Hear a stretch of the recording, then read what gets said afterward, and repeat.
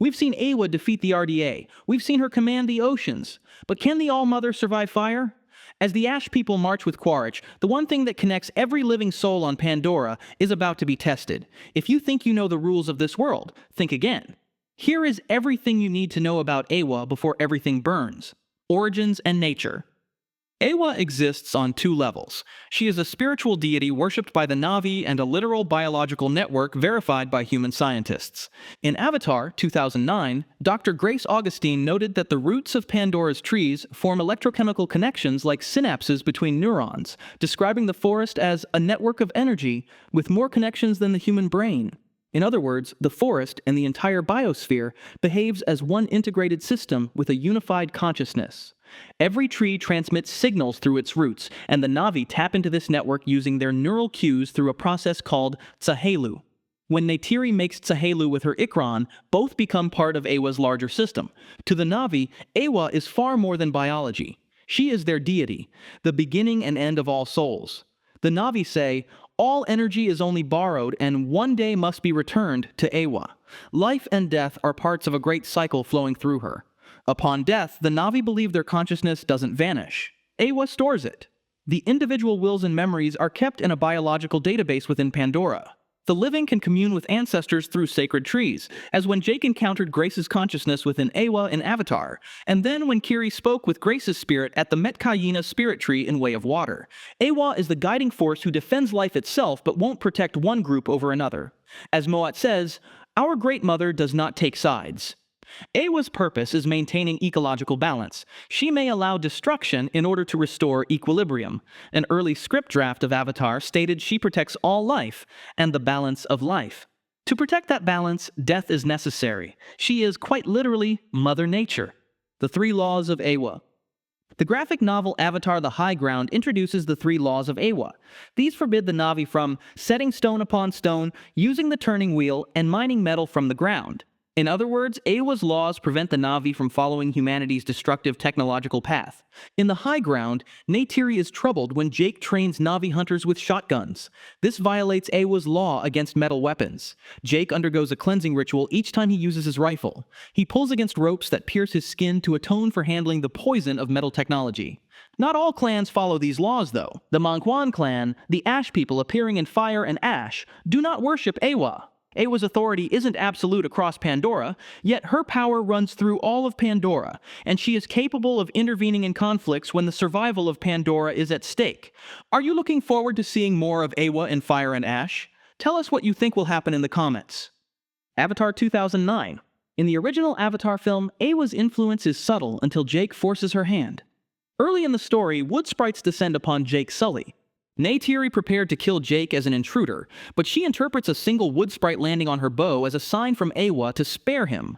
Dozens of glowing 𝐴𝐻𝐻𝐼𝐻 later alight on Jake, prompting 𝐁𝐻𝐻𝐿 to bring him to her clan. Eywa's role becomes much more dramatic during the climactic battle.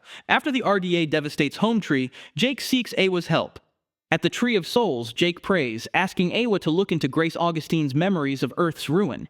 He pleads, if Grace is with you, look into her memories, see the world we come from. There's no green there. They killed their mother, and they will do the same here. Jake addresses Eywa not as an abstract force, but as an entity who can receive information and respond. The film then confirms Eywa heard him. In the final battle, just as the Na'vi face defeat, Eywa intervenes. She mobilizes Pandora's wildlife. Dire horses, viper wolves, banshees, and a Thanator all join the fight, savaging the RDA forces. Thanks to Eywa, the Tree of Souls is protected, and the Sky People are expelled from Pandora. Eywa's intervention proves her role as protector of planetary balance, but only when gravely threatened. Following the battle, Jake undergoes the consciousness transfer ceremony. The 𝐿𝐴𝐻𝐻𝐼𝐻 implore Eywa to take Jake's human mind and implant it permanently into his avatar body. Eywa permits it. Jake becomes permanently Na'vi, proving her power to upload and download consciousness. However, despite possessing such powers, Eywa does have her limits. Eywa's limits. Avatar: The High Ground expands on Eywa's limitations. In 2168, a year before the events of the Way of Water, the RDA launches an invasion from space, leading Jake to launch a preemptive strike in orbit. The Na'vi call space the Black World because it lies beyond Eywa's reach. The Na'vi feel profound dread leaving Pandora's biosphere. One character speculates that being cut off from Eywa's neural network could be life-threatening for a Na'vi. Just as corals die when separated from symbiotic algae, a Na'vi isolated from Eywa might suffer grave effects. The Na'vi feel their souls and very existence are spiritually and literally bound to their world. The Way of Water, 2022. The second film develops Eywa's portrayal through Kiri, a teenage girl mysteriously born from Grace Augustine's avatar. Kiri's origin is an enigma. Grace's avatar was found pregnant with no known father, a possible immaculate conception. The implication is that Eywa facilitated Kiri's birth, a theory reinforced by Kiri's extraordinary connection to Pandora. She exhibits an ability to bond with and control creatures and plants. Bioluminescent flora respond to her emotions, hundreds of glowing fish swirl in unison at her command, and a daisy anemone entangles a hostile attacker who is threatening her. These acts can only be explained by an intimate link to Eywa's consciousness, making Kiri a bridge between nature and the Na'vi, a child of Eywa in a spiritual and possibly a literal sense. The film also shows Kiri connecting to the 𝐿𝐼𝐻𝐼𝐻 clan's spirit tree underwater and encountering Grace's consciousness. In a vision, Kiri speaks with Grace's spirit, who appears as she was in life. Eywa has stored Grace's mind. When Kiri asks about her biological father, Grace is overcome with pain and cannot answer. Kiri then suffers a violent seizure. The scene proves that Grace's memory remains intact within Eywa. It also hints that some memories remain off-limits. Delving into Kiri's origins triggers a dangerous reaction. Kiri's bond with Eywa surpasses that of other Na'vi. She senses Eywa's presence in everything, describing it as feeling the heartbeat of the world. Bioluminescent plants light up in sync with her breathing. Norm Spellman and others are baffled by Kiri's ability to connect with Eywa without needing a sacred site, giving earthbound scientific explanations, classic frontal lobe epilepsy, for what appears to be a profound spiritual connection. By film's end, Kiri embraces her power. She calls upon Eywa in the final battle, unleashing marine creatures on enemies. She requests Eywa's aid, and it immediately arrives. Remember, the only other time this happened was with Jake. Kiri functions as a direct line to Eywa's will, more potent than a sahik. Sacred manifestations, trees of souls and spirit. Eywa manifests through Pandora's ecology and the sacred sites where the Na'vi interact with her. The Tree of Souls, Vitraya Ramunong in Na'vi, is the most sacred place on Pandora. This giant willow-like tree has a massive neural root structure directly connected to Pandora's network. Its tendrils glow with bioluminescence and neurotransmitter-rich fibers. The 𝐏𝐻𝐼𝐻 describe it as Eywa's tongue or voice, a place where Eywa's consciousness directly communes with the people. Grace hypothesized the Tree of Souls is like Eywa's main brainstem, given its density of connections and strong magnetic anomalies. Through the Tree of Souls, the Na'vi perform sacred rituals. Grace's attempted resurrection and Jake's consciousness transfer involve the entire clan linking into the tree. During ceremonies, the Na'vi enter trances and see visions. Jake described seeing infinity and felt Eywa's presence encompassing him. From above, the tree's radiating pattern resembles a great eye. The eye of Eywa that souls must pass through, as Moat describes. The Tree of Souls is where clans upload collective prayers in crisis. When the 𝐿𝐼𝐻𝐼𝐻 gather, their unity and the tree's power let them speak directly to Eywa. Eywa answers. The glowing tendrils pulsate. The ground and flora respond with light and movement. If the Tree of Souls were destroyed, the Na'vi would lose their most sacred link to Eywa. Beyond the 𝐿𝐼𝐻𝐼𝐻 forest, spirit trees serve other clans. In the Way of Water, the 𝐿𝐼𝐻𝐼𝐻 clan's spirit tree can be found underwater, in the Cove of the Ancestors. This tree has ribbon-like fronds that seem to open and close with the rhythm of the sea. When the 𝐿𝐼𝐻𝐼𝐻 connect via their cues, the tree provides oxygenated water through the bond, allowing them to stay underwater. Eywa actively nurtures her children, physiologically supporting them during communion. The 𝐿𝐼𝐻𝐼𝐻 experience visions and speak with spirits of loved ones at this site.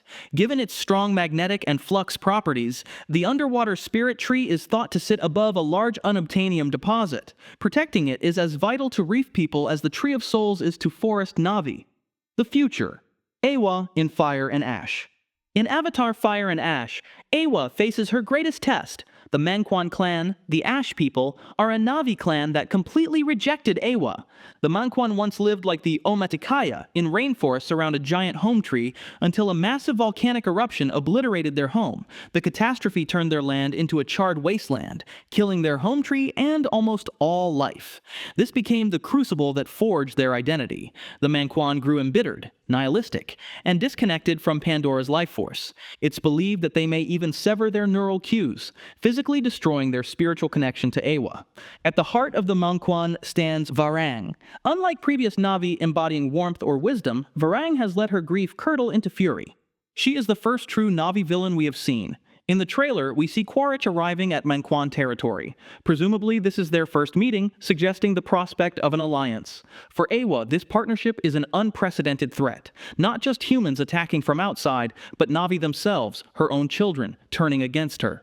Eywa's immune response worked against humans in exopacks. It partially worked against recombinants as well, until they evaded detection. But how will Eywa respond to true Na'vi warriors who actively seek her destruction?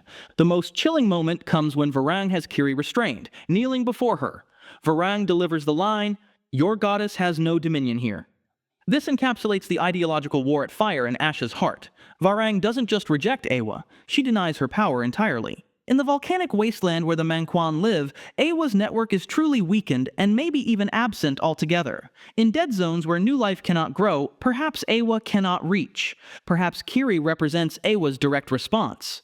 If Kiri truly is Eywa's child, born through Eywa's will, then she is Eywa incarnate in a way no other Na'vi has been. Kiri's confrontation with 𝐉𝐸𝐻 will then be a clash between faith and nihilism, between connection and severance. Kiri's destiny and Eywa's plan. If the speculation is correct, and Kiri truly is Eywa's child, conceived without a biological father, then her existence is potentially a manifestation of Eywa's long-term strategy. Grace proved Eywa's existence through science. She was the bridge between human understanding and Na'vi spirituality. When she died and her consciousness was absorbed into Eywa, all that knowledge became part of Eywa's collective memory. Perhaps Eywa recognized the human threat wouldn't end with the 2154 war. She saw humans would return, more prepared and dangerous. She understood that to protect Pandora's balance long-term, she needed an agent who could understand both worlds. So we have a child who communes with Eywa without sacred sites, who controls Pandora's creatures with a thought, a child who carries the knowledge of a human scientist and the power of Eywa herself. Maybe Kiri's seizure at the spirit tree was Eywa trying to upload too much information too quickly. Kiri's mortal brain wasn't ready to handle it yet. In Fire and Ash, Kiri is a little older, more experienced, more able to channel Eywa's power. She is more capable of handling threats than ever before, and Eywa is with her. From Jake's first prayer at the Tree of Souls to Kiri's confrontation with 𝐉𝐸𝐻, every major moment in Avatar history flows through Eywa. She answered prayers. She stored memories. She mobilized entire ecosystems for war. And now she faces her greatest challenge, the rogue Na'vi that reject her entirely. Do you think Eywa will succeed in her mission in Avatar Fire and Ash? Let us know what you think in the comments. Subscribe now so you're ready when Fire and Ash arrives. The battle for Pandora's soul is about to begin.